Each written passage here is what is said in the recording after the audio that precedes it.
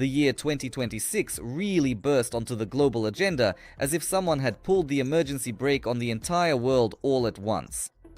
If you set aside the noise, emotions, sensational headlines, and the hysteria of news feeds, it becomes clear. Everything happening now, from military maneuvers and diplomatic tantrums to financial decisions that shake the markets, is centered around a single point of tension. And that is fear. Not ideology, not values, not the fight for democracy, and not even money in its purest form. It is the fear of the leader of the most powerful country on the planet, both economically and militarily. The fear of losing control. The fear of losing power. The fear of appearing weak at the very moment when weakness equals political death. And of course, we are talking about Donald Trump. Today, Donald Trump is a man who feels the ice starting to crack beneath his feet. His political time is running out, and the calendar is working against him.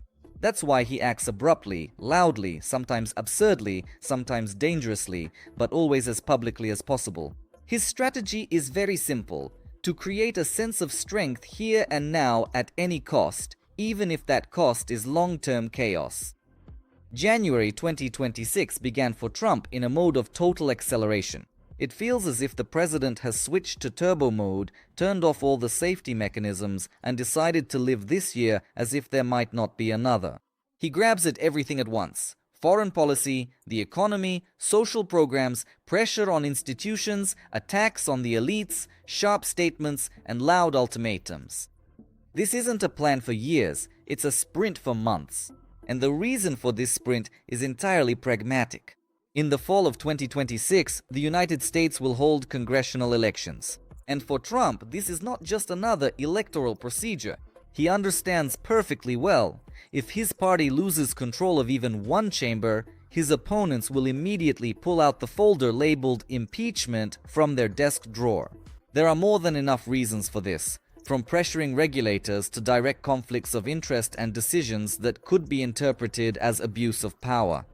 That's why his main task now is to appeal to the average voter. Not the elites, not the analysts, and not international partners, but the ordinary American who looks at the price of gas, the size of their mortgage payment, and the interest on their credit card. It is precisely for this person that the entire policy of the White House is now being shaped. Let's start with the international arena, because that's where Trump decided to put on a real fireworks show. The loudest and most shocking story of recent weeks is Venezuela. A daring operation by American special forces, the arrest of Nicolas Maduro, and essentially the dismantling of the previous power structure. In essence, Trump did what his predecessors only hinted at. He didn't bother playing a long game of sanctions chess, he simply flipped the board over. But why? The answer is obvious. Venezuela has the largest proven oil reserves in the world. Control over this resource is not just a geopolitical trophy, it's a lever to influence global energy prices. And the price of oil directly affects inflation in the US. Inflation hits voters' wallets, and wallets influence votes in elections. The chain is as cynical as it gets, but perfectly logical. Yes, the Venezuelan oil industry is in a state of clinical death, yes. It will take years to restore production. It requires massive investments, infrastructure, personnel, and technology.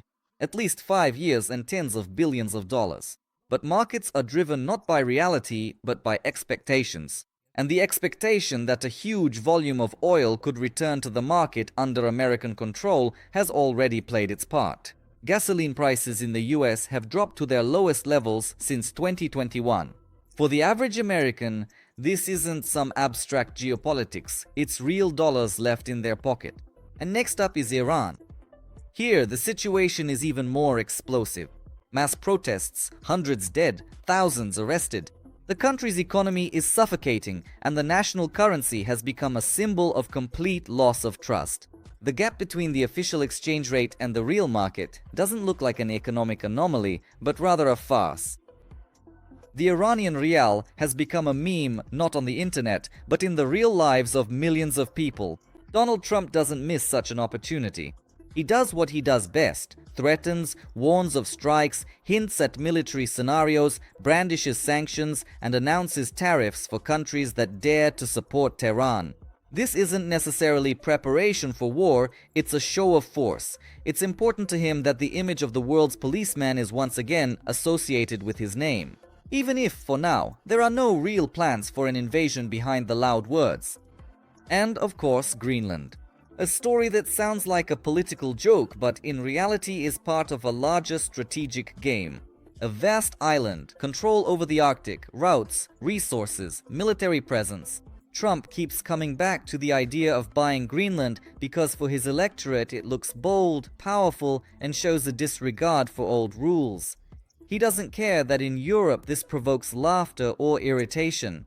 What matters to him is that within the US this is sold as a bold move by a true leader. But elections can't be won on external threats alone. People need money. And here, Trump is taking perhaps the most dangerous steps for the system. A $200 billion mortgage support program is a blow to the market comparable to an earthquake. In effect, the government is intervening in debt obligations, buying up loans, lowering interest rates, and artificially making housing cheaper. And the goal is simple. By the fall of 2026, millions of families should feel relief. Lower payments mean greater loyalty. The future economy may suffer, but Trump is interested in the election economy. The second blow is aimed at banks and credit cards. Capping interest rates at 10% is almost a revolution for the American financial system. For the average person, it's a lifesaver. For banks, it's a disaster. Losses in capitalization, panic in the markets, threats of lawsuits. But Trump is deliberately heading for a confrontation with the financial sector. It benefits him to portray banks as enemies of the people, greedy corporations profiting from the debts of ordinary workers. And this is only the beginning, because ahead lies an open war between the White House and the Federal Reserve, against the independence of the regulator, against the very idea that monetary policy can exist outside of political pressure. The publication of inflation data, a figure watched by the entire world.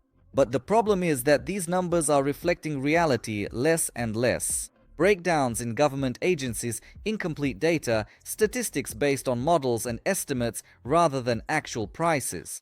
About 40% of the indicators are essentially fabricated.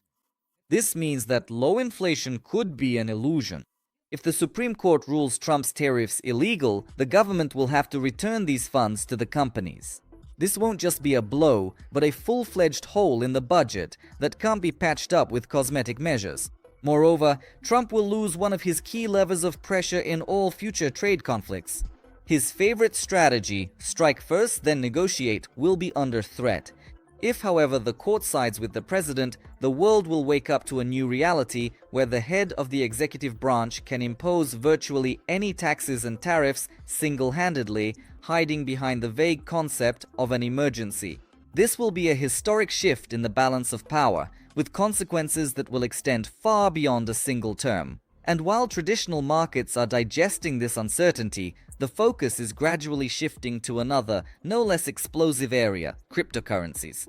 Thursday is becoming a key day for everyone who is in any way connected to digital assets. The Senate Banking Committee will be considering the Clarity Act, a document that people within the industry are already calling nothing less than the Holy Grail.